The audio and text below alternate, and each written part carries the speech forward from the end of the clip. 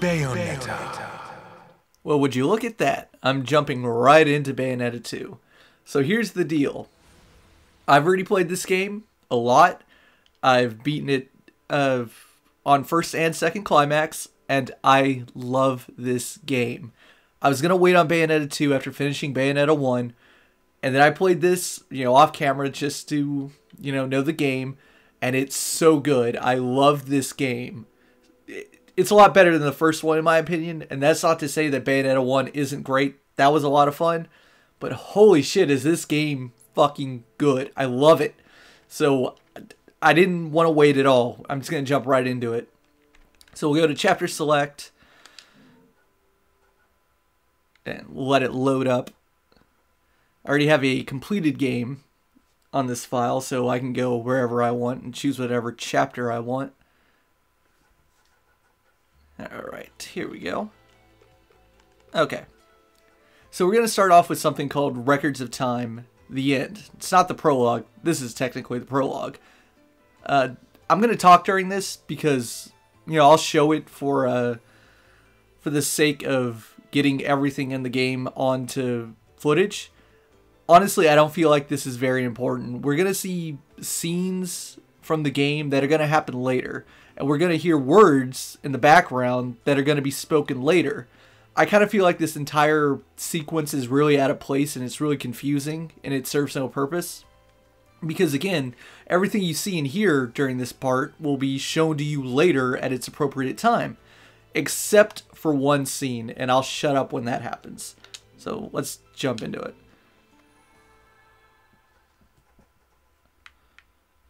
Oh, yes, the theme of this game is blue. Everything in Bayonetta 1 was red. A lot of blue in this game. It's very nice.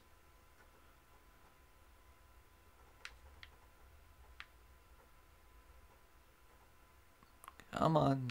Come on, Wii U. Load the game.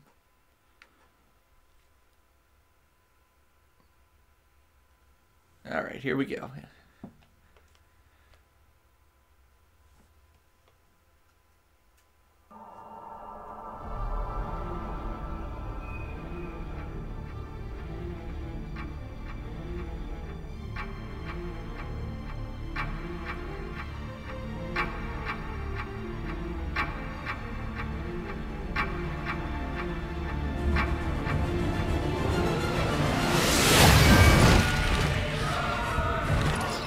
Alright, so it begins.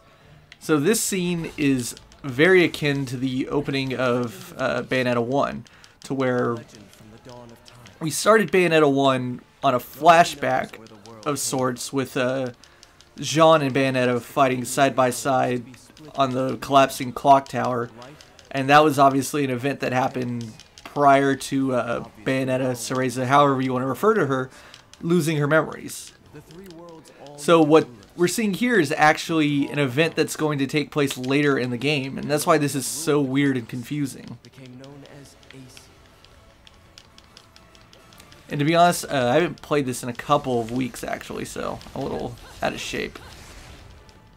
Lost the last 6 days of my life playing Bloodborne, so definitely a much different feel. Nice to play something that isn't so unforgiving. Speaking of which, part of the reason why I like this game better, and it's not to say that there's necessarily anything wrong with Bayonetta 1, but this game is a lot more forgiving. It's a lot easier. I had heard it was, and perhaps some of that's just my bias. Obviously, when I jumped into Bayonetta 1, I was so out of shape in terms of like character action games, and I had never played Bayonetta before. So obviously I came into this game with a lot more experience and more finely tuned, having just beaten Bayonetta 1. So maybe that's a little bit of I'm not recognizing the jump there, but I do feel like this one's a lot easier. Just everything about it's easier. The challenges are easier. I feel like the bosses are a little bit easier.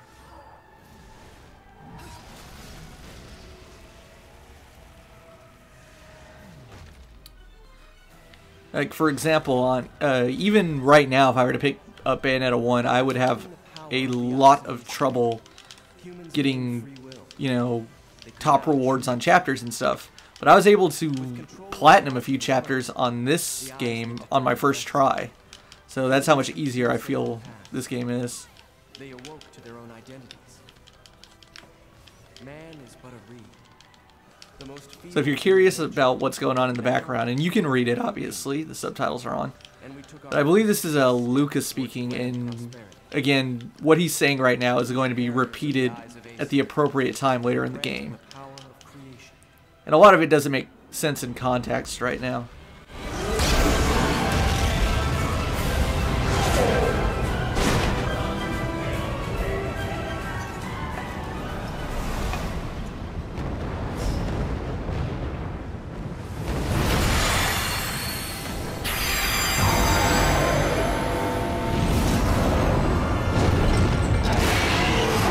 Lumen Sage. Cheeky. No one bothered telling me any of your kind survived.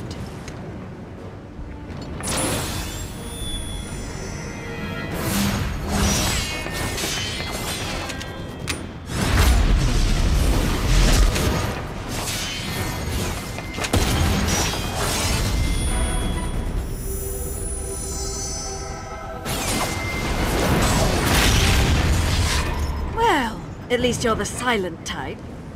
The last sage I met spent 20 minutes rambling on and on. What?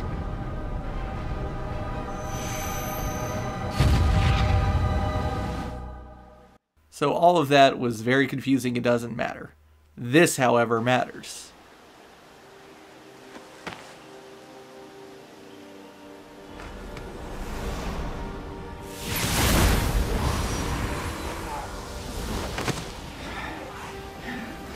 You will not escape this fate. We will perish together.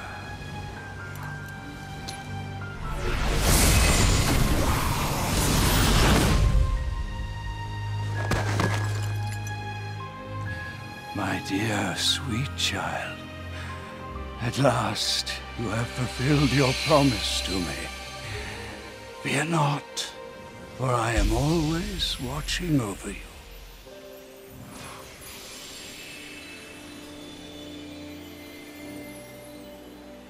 But the right eye of light was lost from the world forever, along with its possessor, the last of the Lumen Sages. Okay, so that was important. What you saw there was obviously the continuation of the end of Bayonetta 1. That was Bayonetta / Cereza's father, Baldur, the last of the Lumen Sages, and the right eye dying. That is absolutely him dying after Bayonetta defeated Jubileus and the the remnants of it or whatever crashed to Earth. That was him dying. But there seems to be, more than meets the eye with what he was talking about there. What was his promise? What was he, who was he talking to? So these are all questions that are going to be answered, obviously. So before we jump into the prologue, there's one or two things I really want to say. This game is going to be very confusing because while it is certainly a sequel, it also acts as a prequel to Bayonetta 1. Why? Because there's going to be a lot of time travel. There is jumping in and out of points of time. And we're going to have a lot of questions answered. Things that have to do with Bayonetta's past, things that have to do with her parents' past, both Baldur and her mother, that we really didn't know anything about during Bayonetta 1. So this game can get confusing. Nonetheless, let's go into the prologue.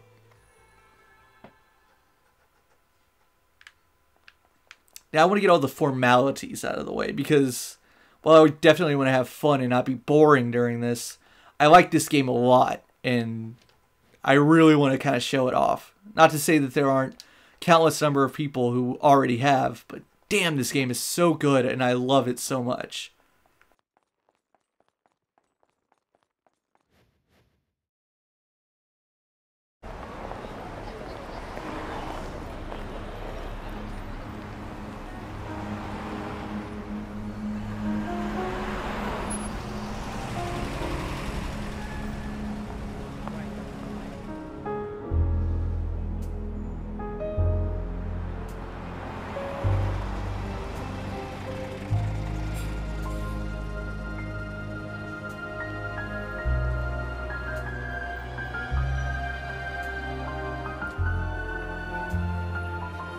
The government has organized a team to investigate the continued reports of unusual weather and strong earthquakes occurring throughout the region. Officials are currently trying to determine the source of these phenomena, as citizens nervously clamor for answers. Our special report on the regional disasters, Nature Unleashed, continues after these messages.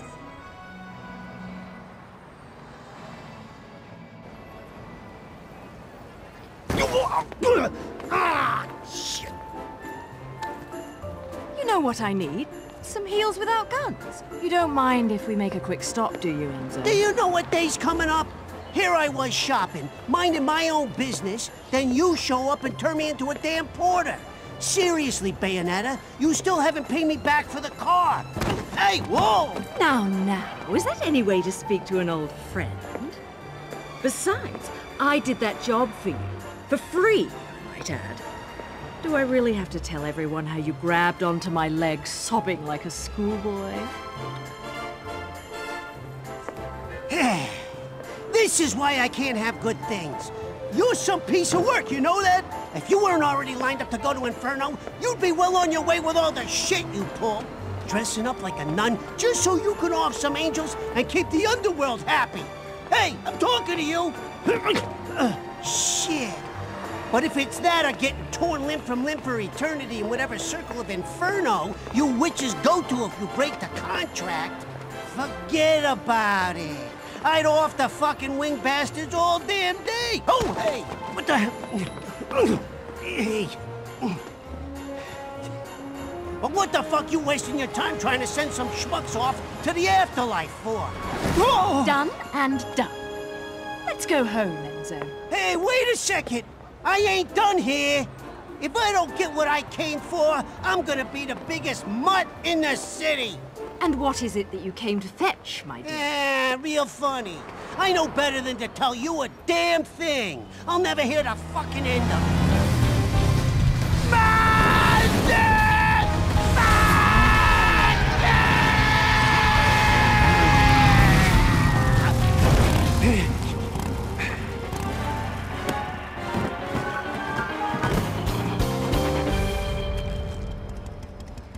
You always know how to make an entrance, John. A rare sight to see you in the city. Just had something I had to look into. Cereza, you haven't felt anything strange recently? Now that you mention it, I still haven't quite figured out how a broke, bumbling wise guy managed to turn himself into a semi-respectable family man. Forget about it. And what's this Cereza shit? You're about as sweet as my Nona's grappa, you know that? Some witch with amnesia goes around calling herself a weapon, and it turns out she really got stuck with a kid's nickname. That shit's rich, I tell you what. Our friends in Paradiso are far too quiet. I'm sure you've noticed. But they aren't the only ones. Pray tell. Our friends down south seem to be a bit upset as well. And now in live news, the annual holiday parade is being held today. City police have closed off roads to prepare for the massive influx of merrymakers expected to take in this year's festivities, set to be headlined by a flyover from the military's aerial acrobatics unit. Authorities tell Channel 2 News that this year's parade may break all-time attendance records. Whoa, shit! The Platinum Stars. Crap. I need to hurry up and get Ed and Edna's presents, or I'm gonna get it. We'll talk later. I'll see you back home. Don't forget to pick up the things for the party.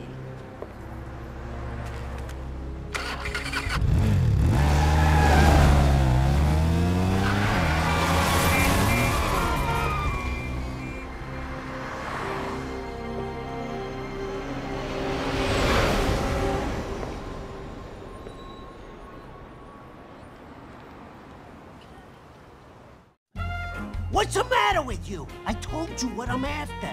A jet! I want a toy jet! You know, the kind with wings, flies in the sky. No, I'm not buying any damned angels.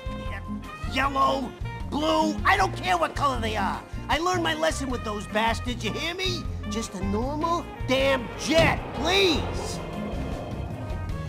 You hear that? I want one of those! The thing's flying in the air right now. There, that's the one. That's the biggest one you got in the store, right? Wrap it up nice, will you? It's a present, for God's sakes. Yo! You know what? Screw the pretty ribbon. Just hurry up and put it in the box, will ya?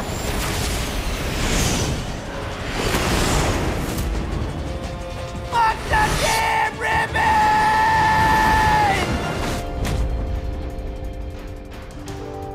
You know, I try to avoid doing this in my Sunday best.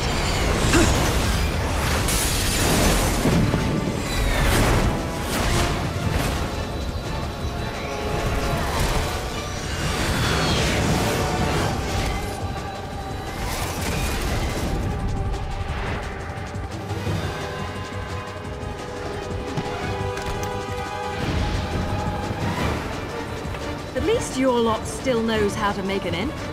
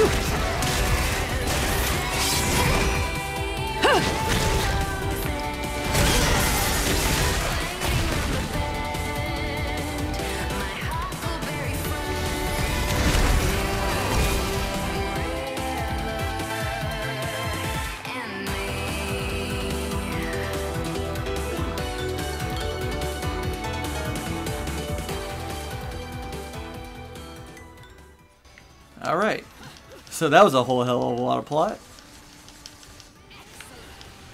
So let me start off by saying, if you're curious about the sexualization,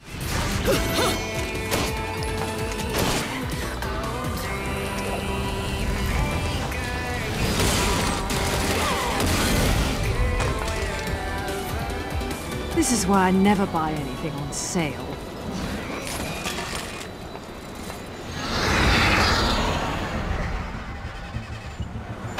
Didn't I say it? This is why I can't have nice things. Damn it, car! Start already! Right on time to deliver a little holiday cheer. Oh, fucking wonderful! Rodon? But I don't believe in Santa! Watch your mouth, Enzo.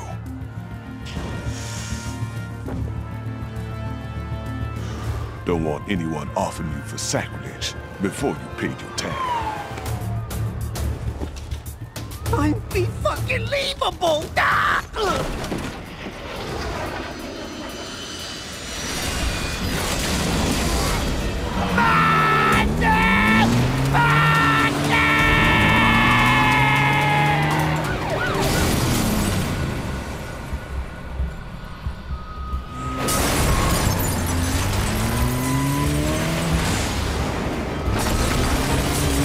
Bayonetta!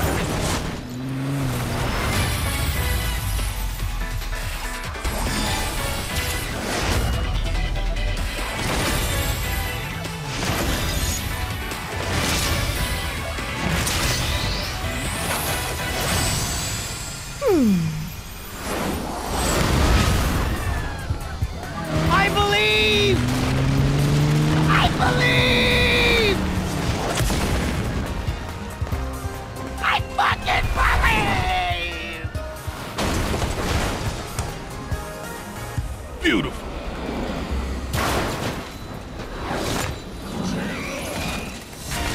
Now it's time to be naughty. Alright, so as I was saying, if you're curious about the topic of sexualization in Bayonetta 2, which was a hot topic prior to release, so much so that I believe, I can't remember this twat's name, but the guy at Polygon, despite how great the game is mechanically, gave it like a 7.5 or something, just because he was so upset about that, which is ridiculous, by the way. It's not a good enough reason to discount a game by that wide of a margin. But obviously that that first cutscene when Bayonetta makes her big entrance there and puts on the attire for fighting, there's obviously a lot of sexualization in that, but let me just say that's about the heaviest part in the game of that. And from here on out, it's a lot more tame.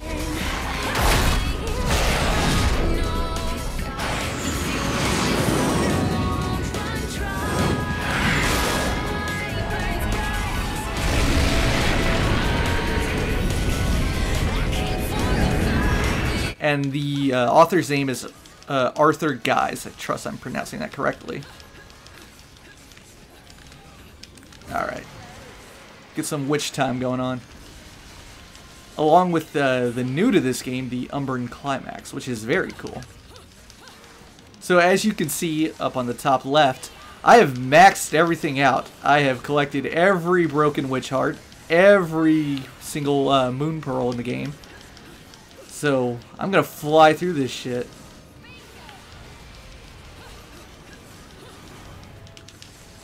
I also have some pretty cool accessories on.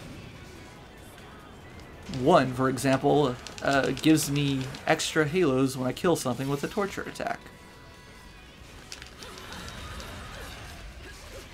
You know, I still haven't gotten platinum on this chapter before, so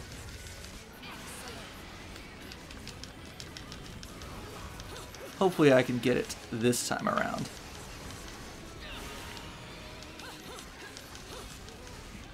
Definitely, this game is so much fun. Oh, I'm already getting my legs back underneath me. I'll save this torture attack. Keep building up my combo.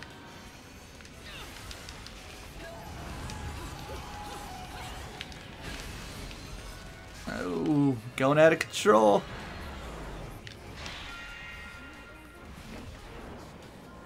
Still going? Oh, I gotta jump. Oh, another thing with this game is far fewer QuickTime events. At least QuickTime events that can kill you.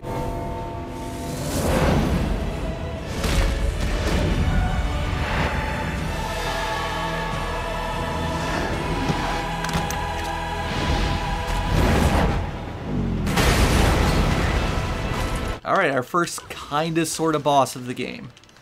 Kinda not really. It's a good start though.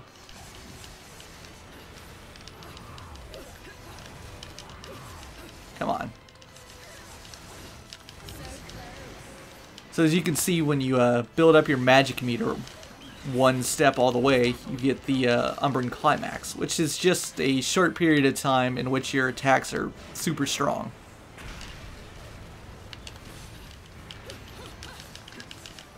Alright, these are free hits.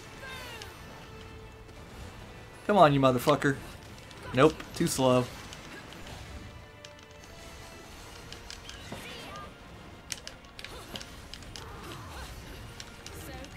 Ooh. Not doing great in terms of time.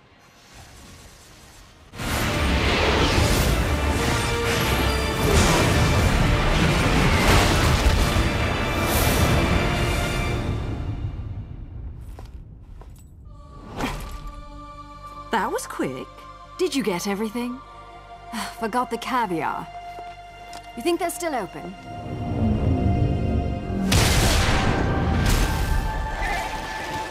It's not Christmas without caviar. Let's finish this quickly then.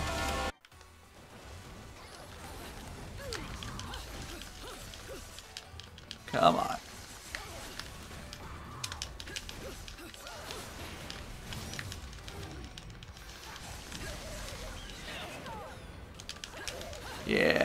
Got you right where I want you.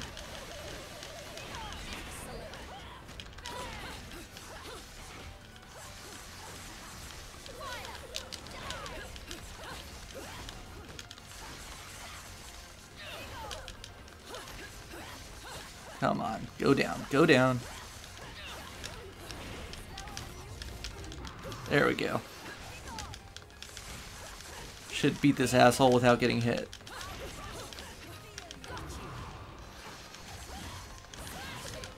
Alright, got him.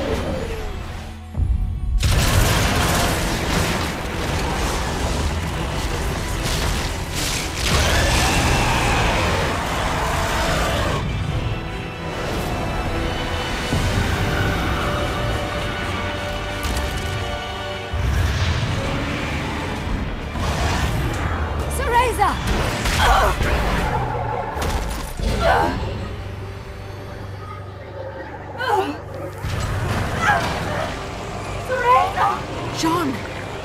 No! This isn't how things end!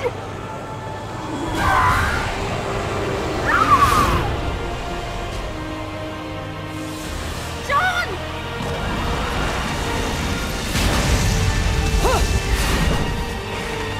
I'm not one for pets who don't listen to their masters. Alright. So what you just saw there was the premise of the game before it was launched. And that's not to say that they changed it, but this is how they sort of advertised it.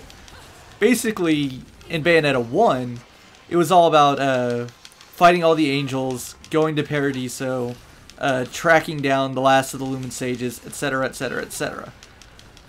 This game was advertised as sort of the opposite. Now we get to see the opposite end of the spectrum. And this creature is an infernal.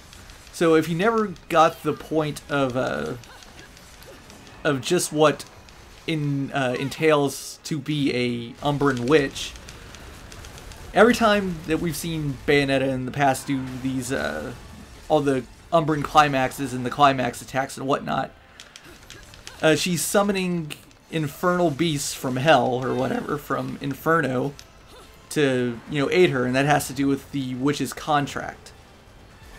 But what just happened now is, after summoning this dude to finish off that big angel guy, this thing just went fucking nuts and kind of betrayed her, broke the spell, and then sort of killed John or knocked her soul out or whatever.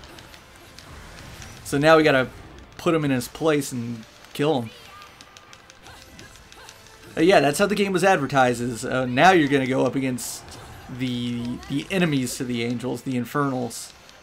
Oh, it just freaked the game out. I'm like inside of him. That was weird. Alright, get another Umbran climax on him. He's almost done. Yeah, go for another punish attack.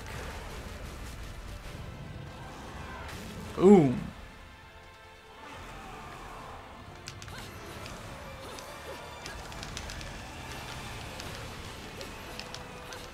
See if I can beat him without getting hit. Yeah, I think I did. That should give me pure platinum.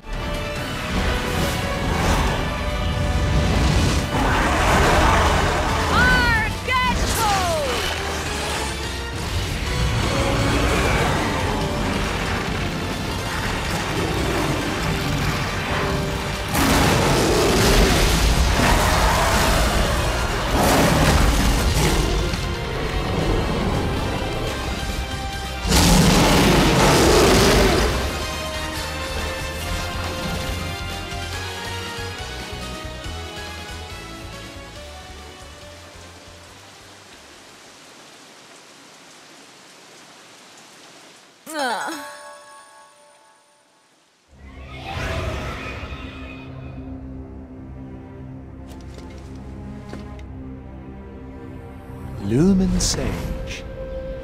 Is revenge not all you desire? I know the one who destroyed your world. I know the one who destroyed your love. Who?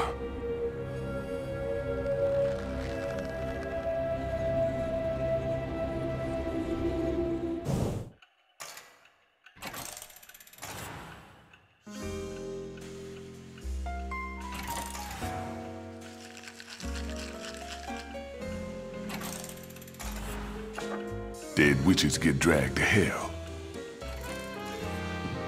It is what it is. Jean's gonna wander Inferno suffering for eternity. Them's the breaks. I didn't ask you to tell me what I already know, Rodin. Especially if you're going to be flip about it. You know better than that. You're not the kind to let that sort of summon go out of control, Bayonetta. Something's up. The balance of powers that keep things in check don't feel right, does it? You know, she's pretty hot for a dead chick. You wasn't a big fan of her shit when she was in the realm of the living. But looking at her now... Nah, still not a fan. She's not dead, Enzo. She's right, Enzo. You're only really dead after your soul's been completely absorbed into another realm of the Trinity. But that's just a matter of time. 'Cause I don't see no way of saving a soul lost in hell. What about the gates? The real gates of hell? I can't stop you from trying to use them, but I don't think you got a chance down there. I'll see what I can do about putting her on ice for a while. You'll need this. The heart of an Umbra witch. The magic that keep your kind alive in this world for eternities. Should keep her body in this realm stable, but you'll need to reunite this with her soul if you're gonna try and bring her back. I figure you got about a day before it's game over.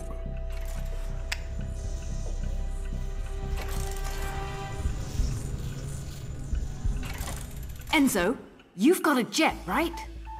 What? No. No, no, no, no, no, no, no, no, no. I do not know. Listen, I appreciate the situation, but you know what today is? My kids got cookies baked for me at home. They're waiting for me. And I still gotta play Santa tonight. Let the real Santa take care of the presents. Now let's go. Hey, I said I believed, but Ed and Edna, you can't put one over on those cute little fuckers, let me tell you. Hey! Let go! Let go of me! Why do I always get wrapped up in this shit? Ain't this a motherfucker?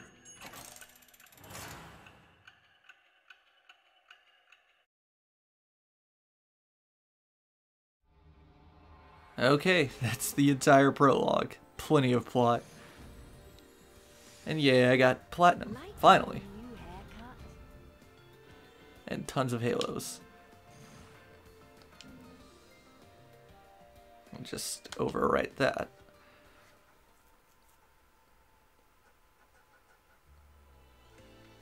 Alright, up next, Chapter 1.